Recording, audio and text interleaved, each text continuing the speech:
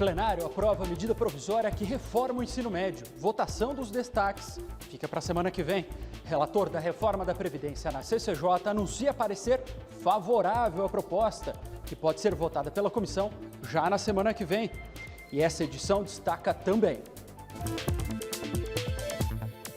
Câmara homenageia personalidades e instituições que se destacaram na defesa à inclusão de pessoas com deficiência.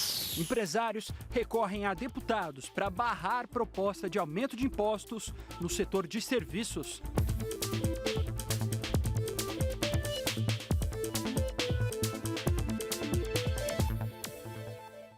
Boa noite. Em Brasília, 22 horas e 16 minutos. O Jornal da Câmara começa agora. O plenário aprova a medida provisória que reforma o ensino médio. Nós vamos direto ao Salão Verde da Câmara, de onde fala a repórter Dini Moraes.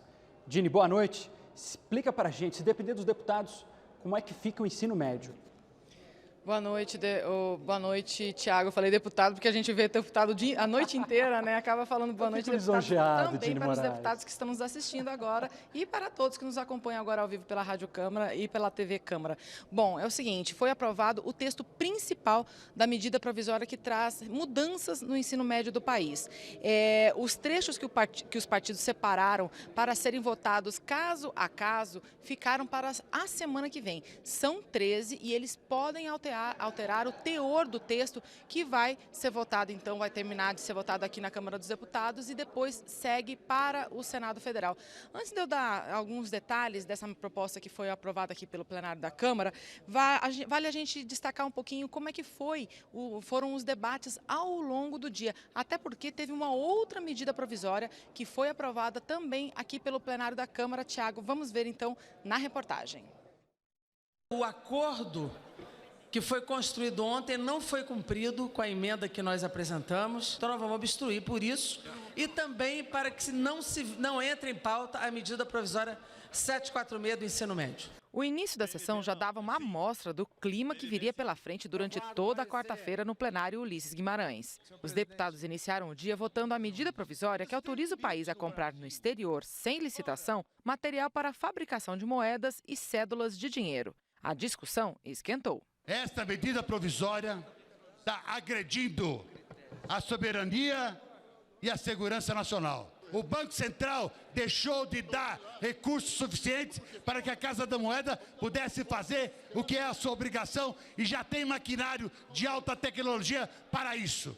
O Banco Central não deixará de comprar da Casa da Moeda, que será o único fornecedor, senhor presidente. Mas é bom falar aqui, o Banco Central nunca atrasou os pagamentos para a Casa da Moeda. Eu tenho aqui para entregar para os colegas toda a demanda e os pagamentos em dia do Banco Central. A MP foi aprovada, mas como disse a líder da minoria, as atenções da oposição estavam mais em outro item da pauta, a medida provisória que traz as mudanças no ensino médio. Os debates continuaram. Não tem sentido nenhum dizer que nós estamos fracionando a escola. As escolas do ensino médio poderão ter diferentes perfis de acordo com a necessidade e com o interesse dos alunos. Quero chamar a atenção que a nossa maior tarefa será garantir financiamento e uma formação diferenciada para o professor. A necessidade de mudança do ensino médio é de maneira muito forte em todos os estados brasileiros. Os resultados das avaliações mostram isso. Ela atropela o debate que acontece no Conselho Nacional de Educação sobre o currículo e os conteúdos, a Base Nacional Curricular Comum. Ela não contou com especialistas, com professores e com estudantes no seu diálogo. E mais, ela não constitui-se numa proposta voltada aos milhões de jovens entre 15 e 17 anos, quase 2 milhões de jovens, que estão fora das escolas. Foram mais de 5 horas de discussão dessa medida provisória que traz as mudanças do ensino médio. 5 horas de tentativas aí da oposição de tentar ou adiar ou atrasar ao máximo essa votação. Mas, no fim das contas, ela foi aprovada, então o texto base foi aprovado por 263 votos a 100. E a gente pode dizer que boa parte dessa votação foi acompanhada de perto pelo ministro da Educação, o deputado licenciado Mendonça Filho, que inclusive acabou de sair agora há pouco aqui do Salão Verde. Vamos falar um pouquinho dessas mudanças que esse texto traz, então. A ideia dele é transformar o ensino médio em ensino integral, aquele que o estudante passa praticamente todo o dia na escola. A ideia é sair dos atuais 800 horas por ano para 1.000 horas por ano em 5 anos e depois passar para 1.400 horas por ano. E também dividir diferentemente do que é hoje a forma como o estudante usa esse tempo na escola. A ideia é que ele possa escolher 4 em cada 10 disciplinas de acordo com o interesse dele. Ele vai poder escolher entre 5 áreas de conhecimento. Essa medida provisória também autoriza pessoas com notório saber, ou seja, aquelas que têm bastante conhecimento em uma área, a dar aula, mesmo que ela não tenha formação. Bom, como eu falei, o final dessa votação vai ficar para a semana que vem e o teor dela pode ser alterado. Tiago. Só para esclarecer, são 13 destaques, é isso, Dini? 13 destaques apenas dos partidos. Ainda tem alguns destaques feitos por deputados individualmente. E a gente tem também para a semana que vem o anúncio de um esforço concentrado, né? Exatamente. Durante a sessão, ao fazerem acordo, os partidos fizeram um acordo ali com o presidente da Câmara, o deputado Rodrigo Maia, para que semana que vem, então, termine essa votação. E ele anunciou que a intenção é que semana que vem se trabalhe de segunda-feira a 1h da tarde até quinta-feira de tarde, lá por volta das 5h da tarde. A ideia é votar várias propostas, entre elas aquela que muda os benefícios previdenciários, que também tem forte oposição dos partidos que são contrários ao governo de Michel Temer, e também aquela que cria um filtro para recebimento de recursos no Supremo Tribunal de Justiça, aliás, no Superior Tribunal de Justiça, entre outras propostas. A ideia também é fazer a votação das vagas que a Câmara dos Deputados tem que indicar, que é uma para o Conselho Nacional de Justiça e uma para o Conselho Nacional do Ministério Público. Nesses casos, não há consenso sobre o nome, por isso houve a polêmica. A ideia até, inclusive, era ter votado hoje, mas como não houve polêmica, foi transferida para a semana que vem também, Tiago. O deputado Rodrigo Maia, o presidente da Casa, disse que é prioridade votar também matérias de interesse do governo na parte econômica, matérias que ainda estão para chegar aqui à Câmara. Dini Moraes, muito obrigado. Boa noite para você. Vá para casa descansar um pouco, porque semana que vem promete ser de muito trabalho para a gente também, viu? Até mais, boa noite. Boa noite. O presidente da Câmara, Rodrigo Maia, comentou hoje o despacho do ministro do Supremo Tribunal Federal, Marco Aurélio Mello, em que ele pede informações sobre a demora da Casa em instalar a comissão do impeachment do presidente Michel Temer. Marco Aurélio Mello cobra o cumprimento da decisão que proferiu em abril deste ano, determinando a abertura do processo de impeachment. Maia diz que é de responsabilidade dos líderes partidários indicar membros para a comissão especial que vai analisar a denúncia. Vamos respondê-lo com toda clareza, até usando argumentos que o próprio ministro Marco Aurélio usou anteriormente, né? Há uma DPF sobre impeachment que, nesse caso específico, deixou claro que não cabe ao presidente indicar os membros no lugar dos líderes, né? A matéria ainda não foi...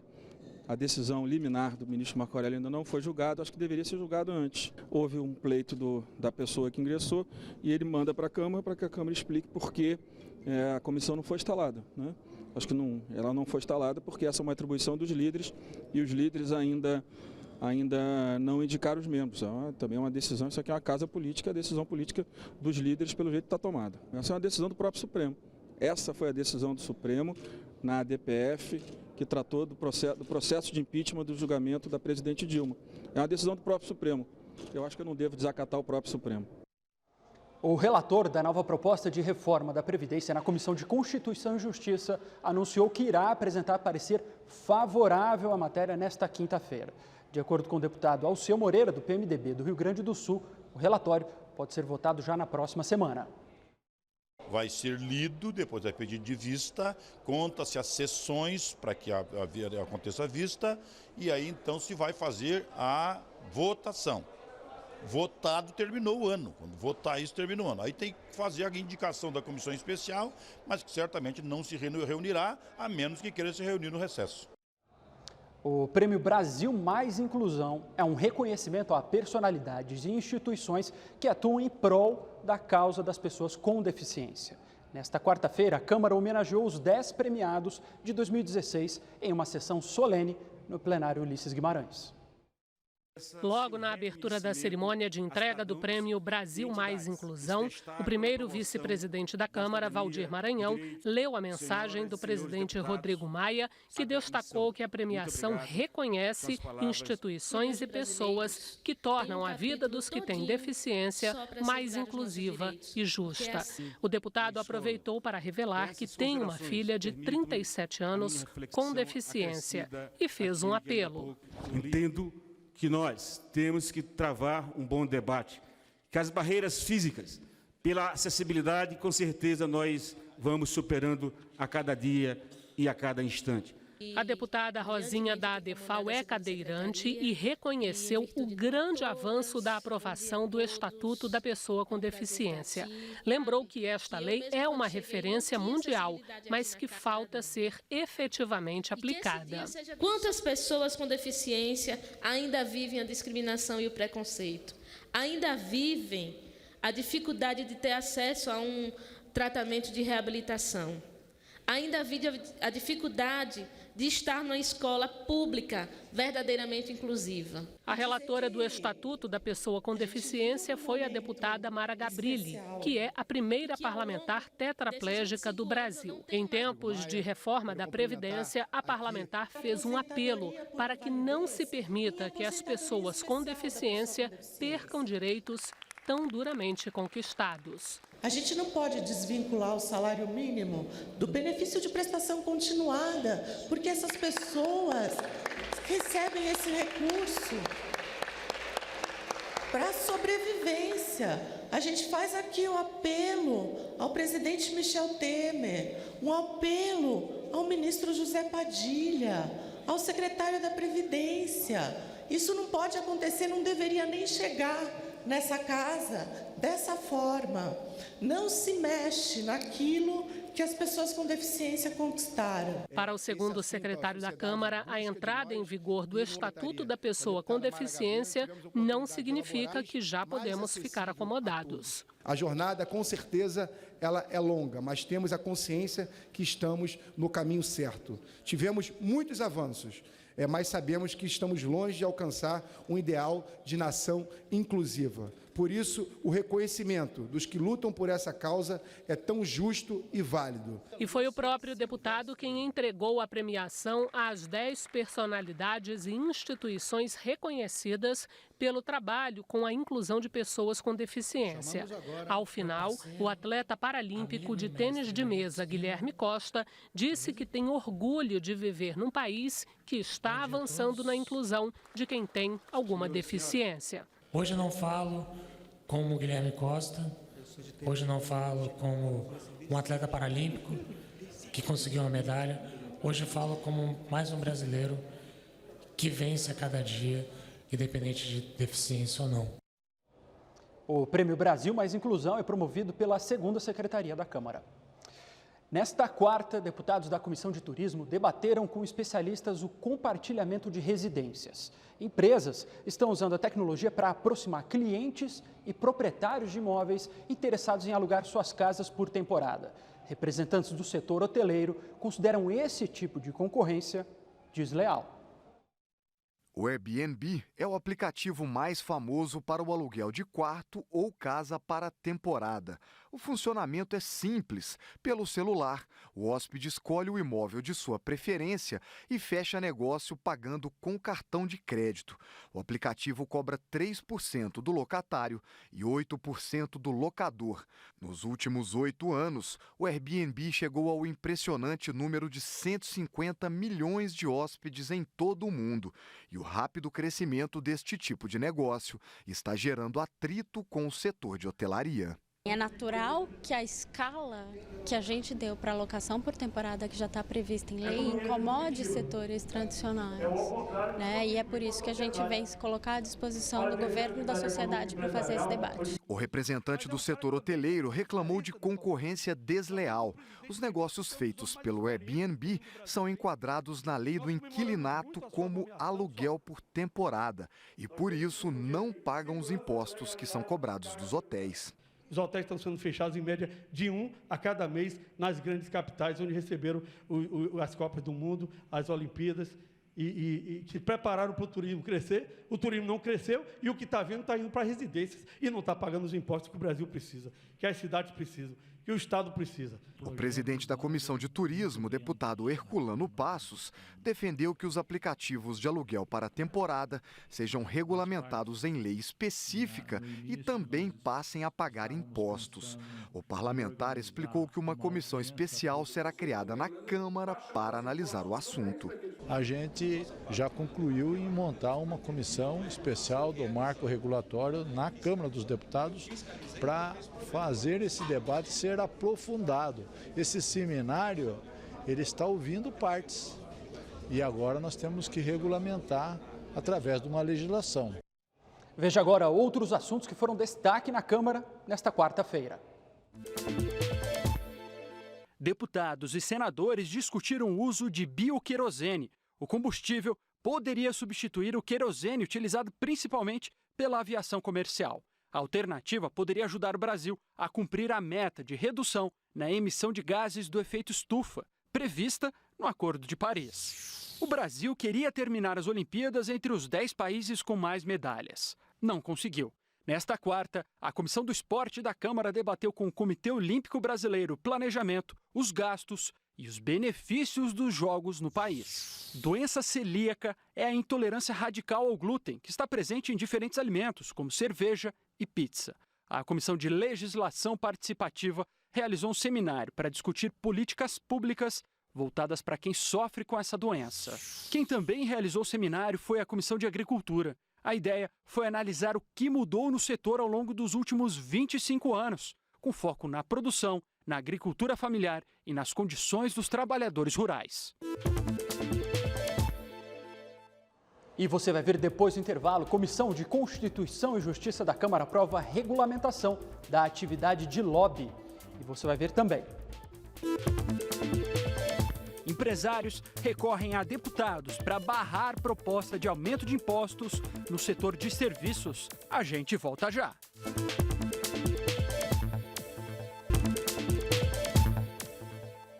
Com um déficit no orçamento de 170 bilhões de reais previsto para este ano, o governo vem propondo medidas para reequilibrar as contas. O teto de gastos e a reforma da Previdência já estão sendo analisadas pelo Congresso. Outras alterações estão em estudo pelo governo. Uma delas seria feita na cobrança do PIS e COFINS para o setor de serviços. Mas os empresários alertam para as consequências das mudanças. As empresas do setor de serviços recolhem as contribuições do PIS e COFINS com uma alíquota de 3,65% sobre o faturamento, bem abaixo dos 9,25% pagos por outros setores. Em audiências com o presidente da Câmara e na Comissão de Desenvolvimento Econômico, empresários protestaram contra a unificação das alíquotas no valor mais alto. A mudança estaria sendo preparada pela Receita Federal. O PIS/COFINS, ele representa hoje um custo altíssimo dentro da nossa cadeia produtiva.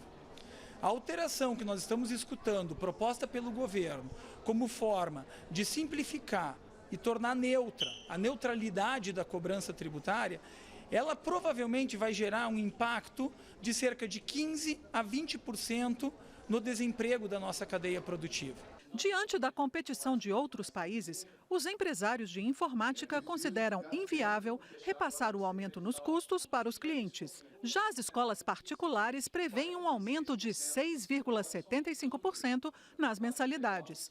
Empresários de telecomunicações, saúde e outros serviços também temem perder competitividade e clientes. Por causa disso, o aumento na alíquota é mal visto pelos parlamentares. Imagine você, num custo de uma empresa, de qualquer negócio, você absorver 5% de imposto. Impossível. Você vai criar mais um estoque de desemprego. Um setor que, reunidos aqui hoje, essas empresas representam 20 milhões de empregos. Qualquer aumento de imposto, nesse momento, não tem espaço. Primeiro, os governos façam o dever de casa, façam a reforma das suas estruturas, que a carga tributária geral primeiro caia, hoje é próximo de 35% do PIB, que isso caminhe para 20%, como é em qualquer país do nosso porte, um país, né, em desenvolvimento. A partir daí a gente pode discutir qualquer tema que seja inclusive ajustar impostos. A Comissão de Constituição e Justiça da Câmara aprovou nesta quarta-feira o projeto de lei de autoria do deputado Carlos Zaratini, do PT de São Paulo, que regulamenta a atividade de lobby de grupos de pressão junto ao setor público. A proposta define a atividade como sendo a, abre aspas, representação de interesses nas relações governamentais, fecha aspas. No caso do Congresso, o lobista é o agente que pretende modificar legislações ou projetos em análise. A proposta prevê que pessoas condenadas por corrupção, tráfico de influência ou improbidade não possam exercer o lobby. No entanto, ficou de fora do texto aprovado a obrigatoriedade do servidor ou agente público de cumprir quarentena antes de exercer lobby no órgão para o qual trabalhou. 100 milhões de pessoas, mais de metade da população brasileira, vive nos grandes centros urbanos. Prefeitos, parlamentares e especialistas se reuniram na Câmara para debater os problemas das nossas metrópoles. E qual você acha que foi o assunto, qual foi o principal assunto debatido? Mobilidade, ou a falta dela, é um dos problemas que mais incomodam os brasileiros que vivem nas grandes cidades. Além de reduzir o bem-estar, as horas perdidas no trânsito custam 62 bilhões de reais por ano.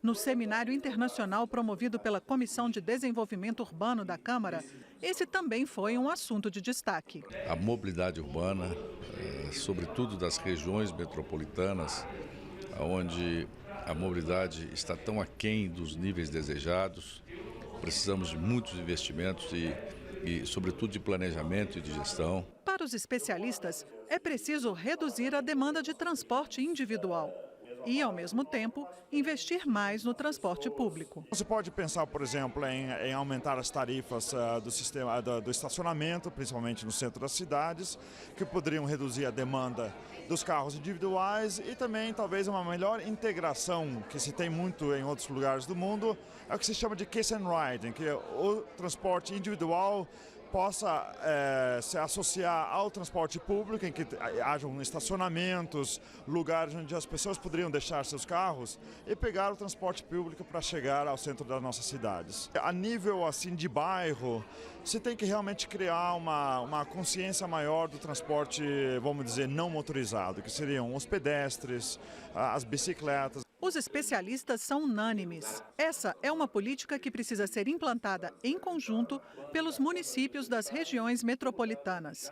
Os especialistas elogiam o Estatuto das Metrópoles e das Cidades, aprovado pela Câmara em 2013, e pedem mais incentivos à integração. Todos os prefeitos estão buscando subsídios, como é que pode trabalhar melhor com o Estado ou então com o órgão metropolitano, como é que o órgão metropolitano vai ter que trazer condições, principalmente financeiras, para a implantação das várias propostas que estarão em jogo e assim vamos realmente buscar esses entendimentos, não só em nível da Câmara Federal, existem várias possibilidades de complementar a legislação, assim como existem também no Senado. Representantes do governo federal também participaram dos debates. O nosso ministério, assim como todo o governo, está pronto para, assim que tivermos os resultados desse seminário, acolher esses resultados para que possamos, em função deles, direcionar as nossas políticas públicas.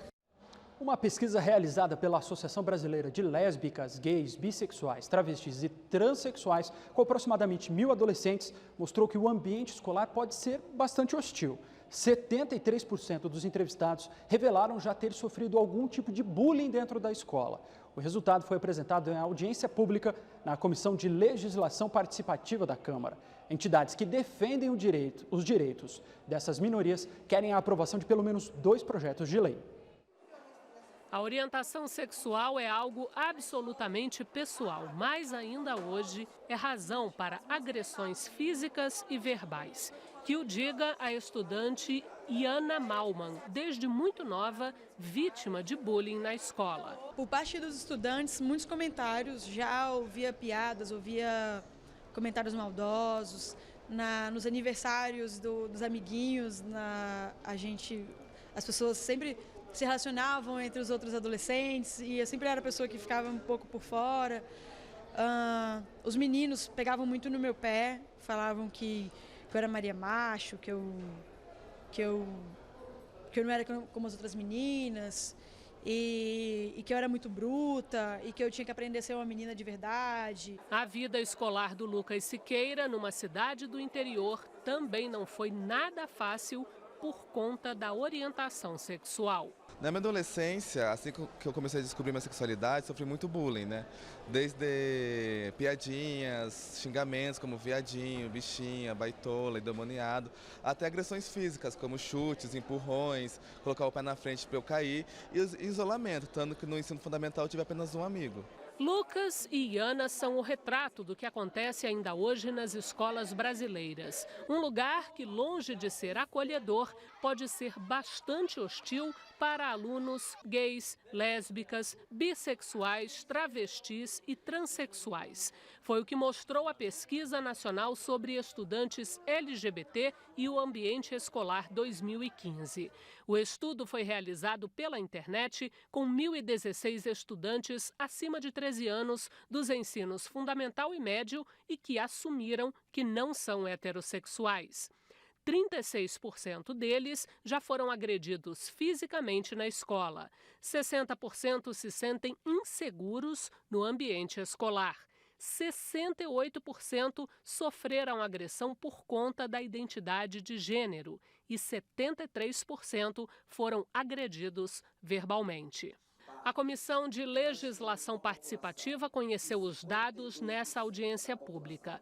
Os números deixaram preocupados os parlamentares, mas já não surpreendem quem trabalha com os assuntos ligados ao público LGBT. A gente percebe também nos dados da pesquisa e também caminhando pelo Brasil, de que muitas vezes esse bullying ele está atrelado a umas outras formas de intolerância, né? Então as pessoas LGBT elas já são discriminadas porque a escola tem dificuldade de fazer esse debate sobre a sexualidade, sobre o gênero e sobretudo as pessoas LGBTs que são negras, né? Ou que são afro-religiosas, elas ainda sofrem duplamente ou triplamente esse tipo de intolerância. O Ministério da Educação explicou que a própria escola é fundamental na hora de lidar com o bullying. Por isso, é preciso investir na formação dos professores. Estamos também trabalhando na iniciativa da educação básica para aprofundar o tema da formação, né? Considerando que o tema do bullying, da violência está tão presente também no ambiente das instituições educacionais da educação básica e em breve nós também estaremos aprofundando, melhorando o tema da formação